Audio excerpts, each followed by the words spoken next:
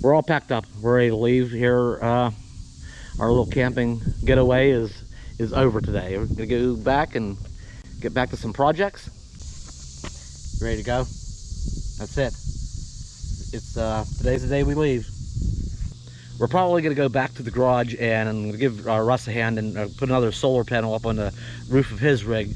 We might do that right away. It's certainly that job is certainly in the queue. The Coachman, the last video, lots of well thought out comments.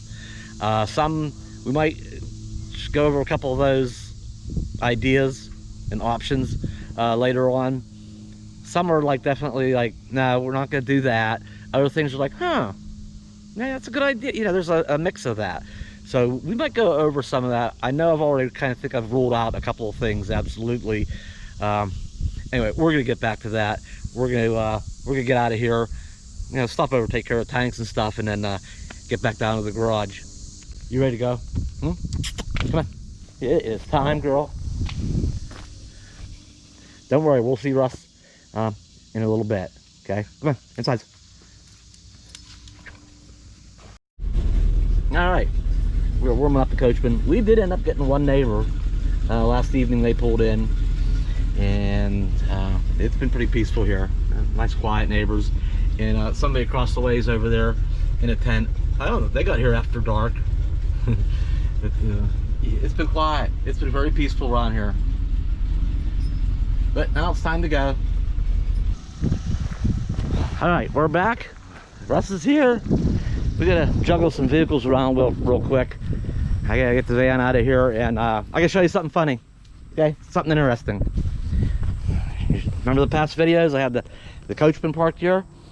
Remember the back tire was on this block. Yeah, it was back just a couple more inches. Okay, so I didn't move the van back quite as far, but we're on those blocks. And then the front tire was on this route. Okay, see where this tire's at? The Coachman, the wheelbase on the Coachman is like the same as what the van is. Isn't that crazy that the wheelbase is so short on that? All right, let me get some stuff moved. I'm gonna jump ahead here a little bit till the next morning. I got all the vehicles situated. And yeah, we'll talk about this here hauling, towing thing there after a bit at some point.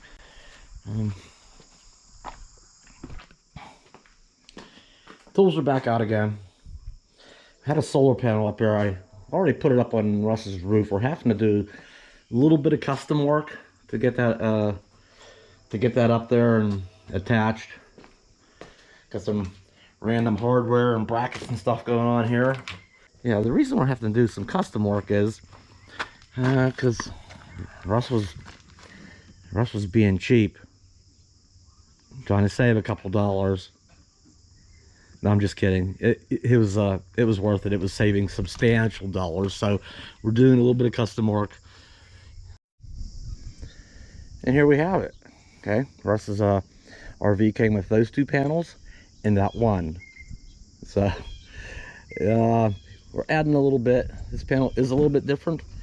It's close in size, but it's like typical prices. What's the average? You know, $1 per watt, they say, was an old rule of thumb. Those panels that came with it are like well over twice that. So I forget exactly, but it was enough money. So I'm using some brackets that I had. He had bought brackets and they didn't seem like it was working out. I have those Z brackets that came with my Renogy panels. They're actually working out better. I had to enlarge the hole a little bit for the bolt, but we're getting there. We'll get her hooked up. And then of course they had to buy a splitter and run it up there to where they all plug in up there in the front. But it's not too complicated of a job. All right, came up front of this panel, and I have it propped up with a pair of snips right for a moment here, because I gotta get a measurement to the center of this bar. Like this one bolts, because the Z brackets that I used on that end, they will come down. They'll come up a little bit short. I'll have to stagger it. I'll have to put the bracket here, so it comes in and mounts beside this one. So these ones in here are going to be inboard a little bit further because of the existing brackets. but it's gonna come up a little bit short, so I gotta make a little, we're gonna make a little adapter plate to come up the rest of the way and get these bolted in here. So a little bit of custom work there, but shouldn't be too hard. I think I got all necessary tools to make life easy. All right, Russ did take a minute, and we looked up who made that rack. There was a little sticker up there, and back earlier when we were planning on doing this, we wanted to get the proper hardware for the rack system. So we looked at that little tag up there and looked them up, and Russ made the call and got the proper bolts. Hang on, let's go up there a second. All right, we just finished up here, tidying up some wires. I got some zip ties, and we cleaned it up a little bit better. Winnebago kind of left a little bit of slop and slack in a couple of them, and plus the one I ran up here, we're gonna get those all kind of attached so they're not moving around and chafing on stuff. But oh, so the bolts, we want to get the proper bolts that this company used. They're a T-bolt. It goes in a slot and then it turns. So Russ did pick up a pack of those, so we were able to use those bolts and use this existing track without having to, do any modifications to it. But oh, so even this modification was easy. We made up this distance by, I put a regular Z bracket on the end of it like I did on that end. It goes under and bolts underneath the panel. Then I just took another one and flipped it over, and it made up the difference. There's some adjustment there. I did have to drill, there was existing holes in here. I did have to enlarge those a little bit for this size bolt, but it all lined up really good, and it's all bolted down, secured, plugged in, working. Russ has more power now, so that was the goal. Okay, we finished up Russ's project, and then I got onto something else, and guess what I found on Facebook Marketplace? Look at this setup right here. It's a tow bar, and I looked it up. Of course, I did my research on what's compatible and what will fit my setup, and that's a Roadmaster Falcon 2 tow bar. And the tow bar itself was, I think, about $680, give or take a little bit. And everything's extra, of course. The and the wiring kit for the car. And I had to order 2 diodes. If you had a couple, anyway, don't worry about it. Most of it's all there. That's an extra like $80, I think, for their kit. And I had to spend 20 in diodes, so it's mostly complete. And then this goes from, it runs that from the the RV back to the car. There's that cord. I forget how much extra that. Believe it or not, the complete kit that included this was like $180. Are you telling me that's a $100 cord? Anyway, you do the math. These, the safety cables, $80. So do all that math. How much is that? Let's add some plus tax, of course. New, right? You know how much I paid for all that? $200. That is a steal. It's all in like really good condition. Yeah, let's look at it sideways. See if that was in the hitch. Yeah, it's in a folded up position, and of course I'd pull the pin and fold it down to the car, so it's laying on its back kind of. Anyway, and what else? That's it. I did have to order. Let's go over the car a minute. Now I didn't have as much luck, and so there's the hardware that gets bolted into the front of the car. That I did have to order brand new. That was for something. Yeah, ouch a little bit, but I'm happy I saved that much on that thing over there. That was a huge savings. That was a great find. But we talked about towing. It's also I can tow the car behind the RV, and I'm already doing it wrong. It goes on the other side and turns around. I'm already off to a bad start. This ain't right. We talked about how I'm going to tow this and like the cargo rack, how I'm going to set that all up. In the last video, some of you said about, just hauling the generator in the back of the car. And I'm going to say no. Okay. We'll get to that in a second here. Or putting a cargo rack on the back of the car. This is Ford's smallest vehicle. It's kind of the small light duty compact car. designed for a couple of people. It's a grocery getter. A little bit of stuff in the back. It's kind of light duty. I don't want to overstress the car and put a cargo rack on there.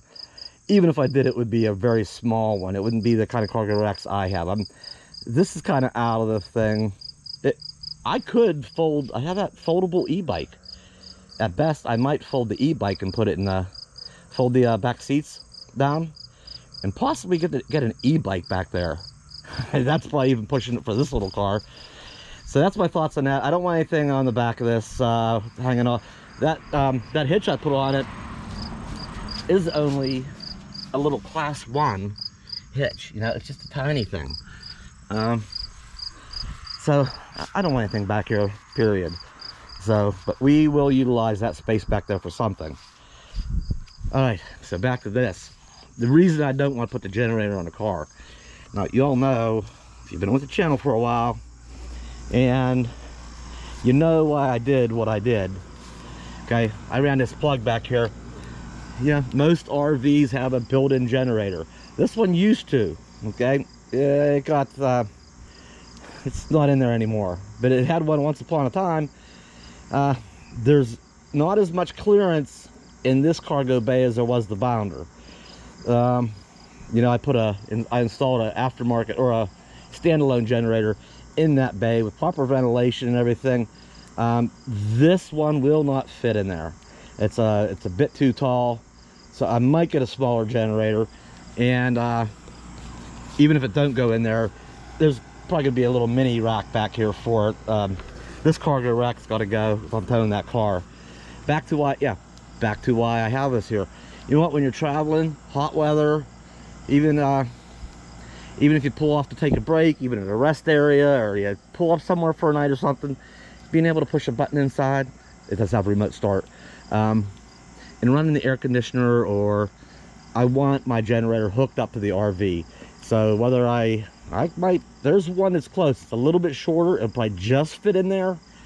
And it's smaller, but it is still big enough to run my roof air. Certainly that one.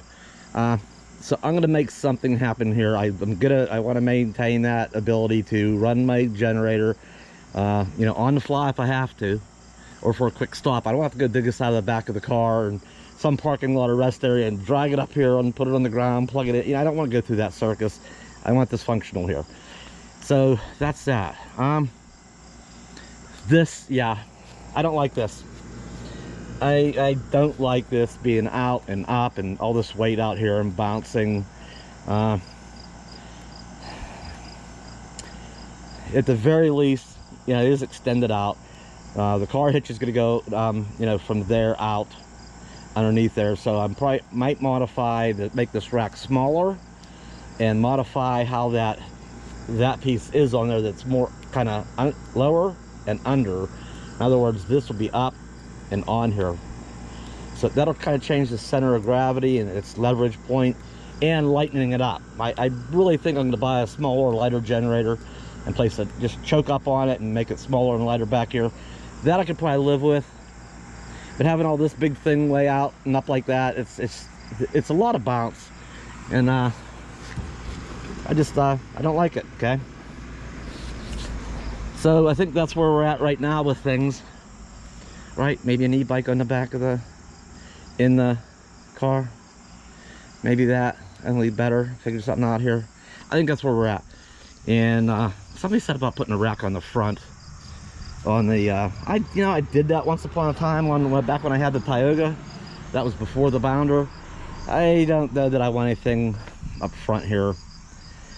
I'll have to, I think I want to keep things simple, and I'm gonna get done what I have in mind here, and we'll see where we're at.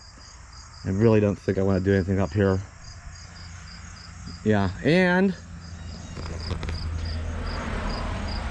somebody said about taking the motorcycle instead of the car, just saving all that.